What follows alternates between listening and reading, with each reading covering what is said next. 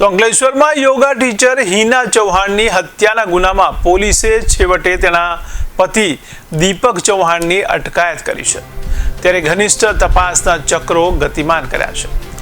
તો અંકલેશ્વરમાં યોગા ટીચર હિના ચૌહાણનું દાદર ઉપરથી પડી જતા મોત નિપજ્યાના બનાવ બાદ તેણીના ભાઈએ હત્યા થઈ હોવાની આશંકા વ્યક્ત કરતા પોલીસે તેના મૃતદેહનું પોસ્ટમોર્ટમ કરાયા બાદ મૃતકના પતિ સામે હત્યાનો ગુનો દર્જ કરી તપાસ હાથ ધરી હતી।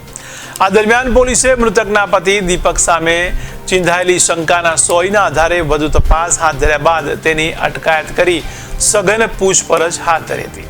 ઉલ્લેખનીય છે કે પતિના અન્ય મહિલા સાથે લગ્નેતર સંબંધને પગલે પતિ પત્ની વચ્ચે અવારનવાર ઝઘડાઓ પર થતા હતા।